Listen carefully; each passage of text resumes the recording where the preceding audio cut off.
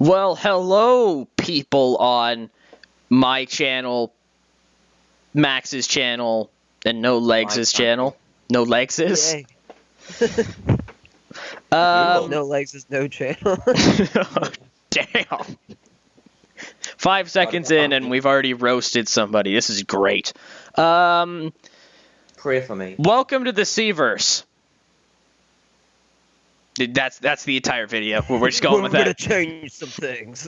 I think that was very well. What we are going to do is we have done the wheel decide thing. I've just said it out loud. Wheel decide. Ha ha. Ha ha. Did it take you that long to Fuck get you. that? Fuck you. Oh my god, you're an idiot. I know you're from Canada and that, but come on. Oh, Jesus. Oh, Yeah, bitch. How'd get you like it now? buried. Rip. So, I will first run down the companies here that we will be playing what we're as. actually doing. Yeah, we're playing as the Big Three of Americana, as it happens to be. We have I'm gonna run down each company and what's going on and who's booking it after we've run it down. Yes. So we have the #1 promotion in the world, the #1 promotion in America, United States Pro Wrestling. Hopefully we're going to try to bring people kind of into the CVerse if they don't know much about it, but I don't think we're going to hold people's hand too much. No, probably not. Learn your own shit. Well, just saying. So United States Pro Wrestling is your 1980s WWF. Big guys fight big guys with their, long hair and their big, muscly men walk down and they punch each other a few times, and it's all for the fun and the glory of America, and that's USPW, baby. Quickly touring the company quickly. So USPW has Nikki Champion, who's been with USPW for over a decade, Rich Money, who's a true locker room leader, Tyson Bane, who commands massive respect from his peers, the reigning USPW World Champion Steve Fraley, and Enigma, who oozes star quality.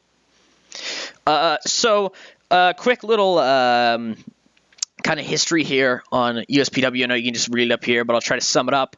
It was created in 2001 by Danny Gillespie. He was a comm guy for HGC, which would go on to be Total Championship Wrestling TCW. It's, of course, built around the family-friendly product of the 80s. Sam Strong bought the company in 2006. Sam Strong is the CVerse's version of Hulk Hogan. And the name value made the company a player, turning the big two of the SWF and TCW into a big three. Basically, it was the third fiddle to TCW and TCW and SWF and their big war up until in 2014 when USPW were bought by billionaire Alan Packer. Alan Packer is a billionaire. Basically, in this, he invents Google, their version of Google, and gets a whole fuck ton of money from it. And he creates Riviere. I don't know exactly how to say it. Yeah. It's a subscription-based network, as it says. They are in terms of money-wise, they're like WCW. They have 50 million or whatever the max money is. I don't even know. And basically they have their own network, much like the WWE network, but that's where all of their shows are broadcasted. Yeah. And as it says, they've quickly become the biggest company on the planet. So I'm sure we'll get into the individual companies a little bit more in the first episode of each part, company, each series. I don't know. It's not like they're different series, but they are kind of. And so, booking United States Pro Wrestling will be. Can we get a drum roll? Me. Oh, Holy man. shit. Oh man, what happened? What a swerve. What a The swerve! Canadian book in United States Pro Wrestling. Good old-fashioned Americana. Yeah. I'm excited. Somehow the guy who knows, I think, the most in this group about the C-Verse gets the best company in the C-Verse. Balancing. I would like to say Balancing, good- brother. You've got good prestige and good momentum. You don't see that much on mods. No, but most mods are just made up bullshit. So, Oh, man. well, Get wrecked, mod just makers. saying, you make up your numbers. You don't have an actual thing to go off of. Billy's opinion over here is different than Joe's opinion, and Jesse down the street has a different opinion than like Shinsuke Nakamura. Like, I don't fucking know. Wait a minute. I don't fucking know. I So wish Shinsuke was in my street. SWF in a lot of ways are WWE, WF, whatever. They were the biggest company for years up until USPW's massive growth, as it says there.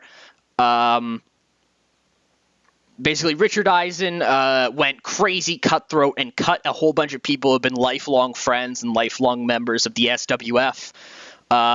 He hired his son as the booker. He's basically going fucking mad. Like, he's going senile. basically, he needs to be number one, and he needs to die number one. Very much so. And so if we tour the company, we have Jack Bruce, who has been with SWF for over a decade, the reigning SWF World Heavyweight Champion Remo Skull to Bones, who's been with SWF for over a decade, Brandon James, who commands massive respect from his peers, and Angry Gilmore, who's been with SWF for over a decade. So you can see there's a bit of loyalty going on in these parts. Loyalty, brother. Loyalty, brother. So the SWF is really built. Basically, their product is very late 90s WF, where I am 80s WF. The person who will be booking this is very Attitude Era WF. Oh man. Somebody to We point got out. attitude. Yeah, somebody to point out here on their roster is Jack Bruce. He is the most popular man in the world in his said region. 94 popular. Actually, no, he's not. Excuse me. The most popular man in the world is Champagne Lover. He has hundreds in Mexico. He's the only person with the hundreds. Yeah. Basically, he's on a mainstream TV show, and so that's why he's got like a bank. yeah. But Jack Bruce is the figurehead of American pro wrestling. He's everything America is. But that's a lie, because USPW is everything America. Stop questioning me. Anyways, Jack The Bruce. former face. Yeah, Jack Bruce is your John Cena type character, but more or less Shawn Michaels-y in character, as he's like a rock star dude with long hair, and it says tone middleweight. He's not a big buff guy, but he's very much the face that runs the place. Oh man. And yeah, basically, also he's aging, so whoever has this has the responsibility to kind of take that pop off of Jack and put it on somebody who can use it, more or less. Yeah. Pretty much. And so, anything else I forgot to point out with SWF that I pointed out with the other company? I guess you could announce who is running SWF. That might be a good idea. If we can get a drum roll, please. It'll be Max. That's right. Holy shit, Max. So Max has the SWF, which means Swerve Boys running Total Swerve. Championship Wrestling will be NoLegs himself. Oh Yeah. man. So, Total Championship Wrestling was the second fiddle to the SWF. Their product is what I would describe as kind of early to mid 90s WCW, where you've got your gimmicks, you've got your wrestlers, you've got your characters, but there's also a real underlying point of wrestling. Like, wrestling is shit not to be messed with. So SWF was created by Tommy Cornell, who the CornellVerse is named after. And in 2015, after basically TCW has always suffered in the Cverse with financial problems. They've never been able to, they can't overtake SWF because they just don't have the money. And of course, they've always been handicapped by that tight budget. But then in 2015, Tommy Cornell, his stake in TCW, it says they're the American toy company Brico, kind of like New Japan, selling themselves to Bushiroad, saving company from near bankruptcy. And so TCW, their owner, Tommy Cornell, who is the best wrestler in the world, in this game even too, because of course it's randomly generated who gets number one, but it's mostly either Tommy Cornell or Champagne Lover, and it was Tommy Cornell, as you could see there in the opening. Listen, little bit. It's his CornellVerse. Of course he's going over. Of course he is.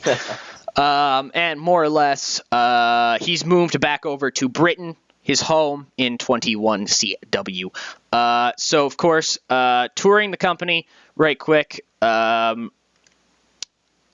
We have, excuse me, I don't know what the hell just happened there. I died in my brain for some reason.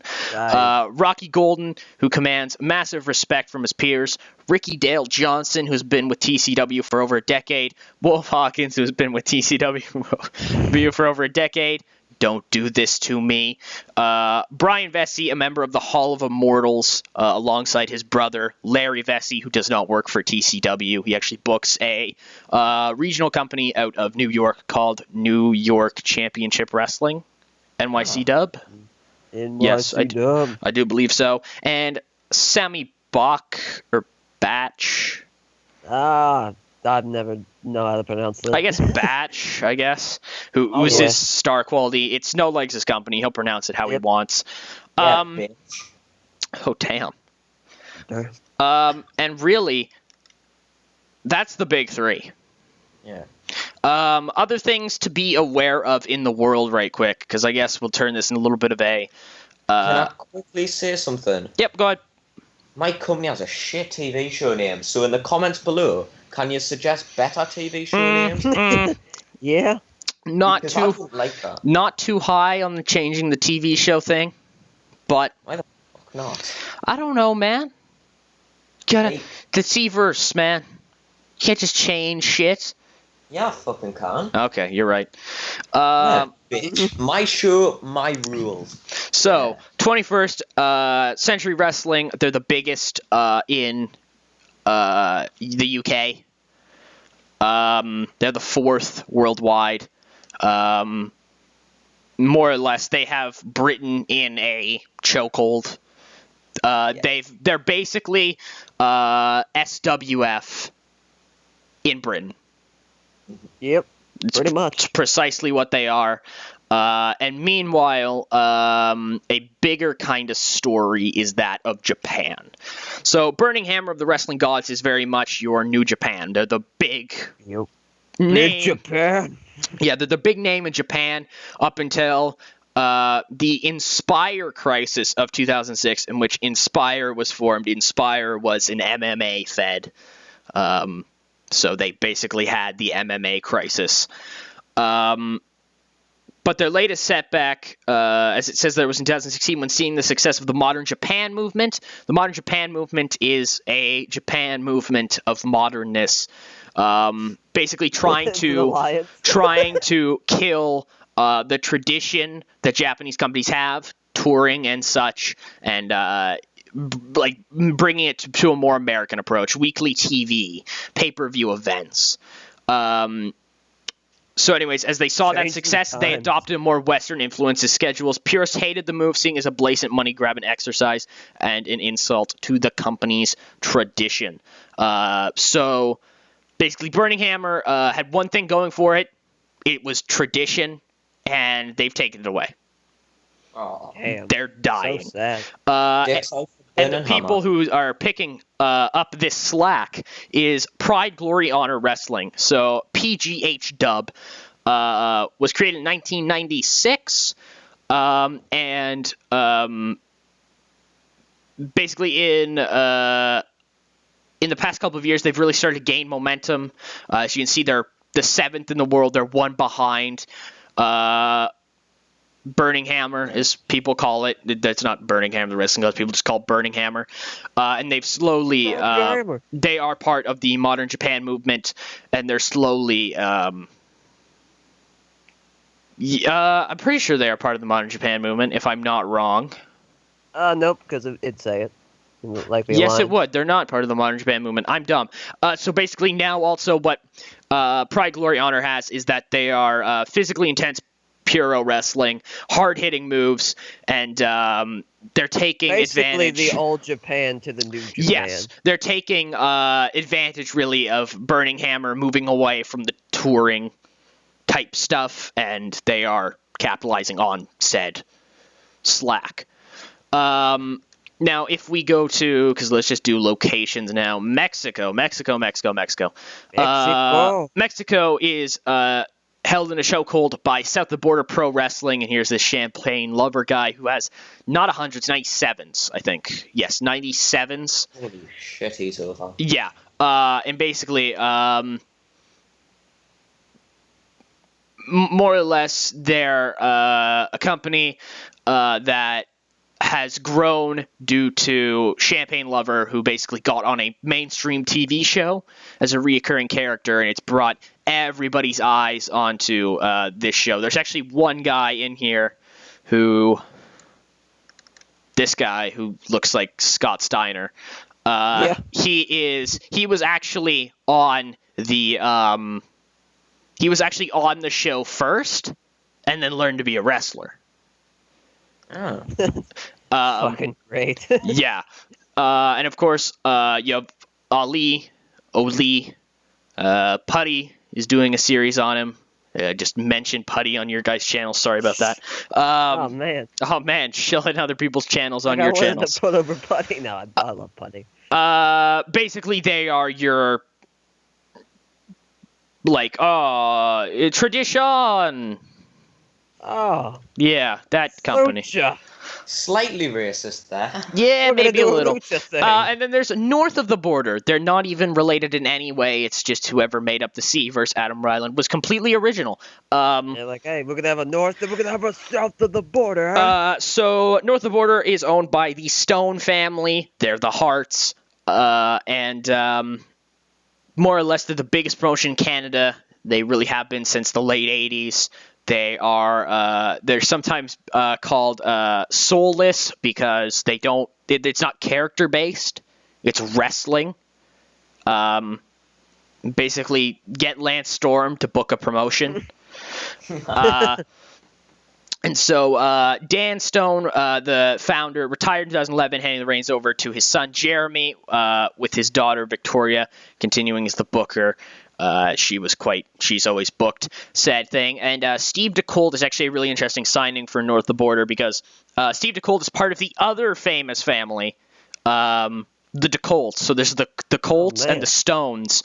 And Steve DeColt jumped ship from son of a bitch. Canadian Golden Combat, which is the DeColts thing, when his brother Alex, who was the new owner when his father retired, gave the vacant booker position to Phil Vibert, who was the booker of Dave, which is ECW. He's very much Paul Heyman, rather than his own brother. And so he was fucking pissed off, and so he left and joined North of the Border, in which basically he's become like the biggest heel in Canada. Because Canada matters. Yeah, Canada matters. Europe is just small companies trying to battle for supremacy. They don't really have any big companies. And finally, you have Australia, and the one that everybody likes to talk about, Raw. Raw is by all means a... imagine if Vince Russo's ideas could be turned up to 1,000. See, Raw isn't a wrestling company. It's a soap opera, where occasionally there are wrestling matches that break out. And I like to think they're not even wrestling matches. They're just like bar fights. And so a lot of people hate Raw for this reason, and a lot of people really like Raw for this reason. Basically, They're that weird ass company that nobody they're fucking like, understands. We're gonna do our shit. We're doing soap opera That stuff. nobody understands. And Maybe so like a Lucha Underground aspect, where it's like yeah, we're gonna very do something completely different. very much so. But take out the wrestling from Lucha Yeah. Underground. Probably take away the ring. Yeah. Take away a weekly actually wrestling show, just a bunch of angles. And so the next time we see you, it will be in probably more introductory episodes for each individual brand. And this next episode might be going up on our channels or the All Night Crew channel. We don't really decided yet. We don't totally Yeah. know if, well, as you guys have seen, the All Night Crew launched. I know you guys can't see me, but I did my best to verbally Launch. add the quotation marks. And then nothing fucking happened. So if, people are still okay with that channel existing, this will be up there. If not, you'll find out pretty quickly. You'll find out if there's a link in the description of this video. Exactly. And on there will be the introductions for the individual promotions, a more in-depth look at them. Probably told by me again, because You're This more talk is knowledgeable. awesome. I know things, apparently, about this universe. Things and stuff. Things and stuff. Democracy and stuff. That's my... He's got the insider knowledge. I do. And ladies and gentlemen, Grab to the torch. we would like to thank you guys so much for watching. I'd like to thank you guys so much for supporting the individual channels, I guess. I don't know. Look at you trying to seem nice now that you're on our channels. This is all just an act. Yeah. Well, no, I always end it off with the thing where I appreciate people doing the things and the things. Listen, the things and the stuff, the comments and the likes. I Your don't subs, do it for the and all money. that. I do it for the money. Fuck the fans. And we'll see you guys in the next one.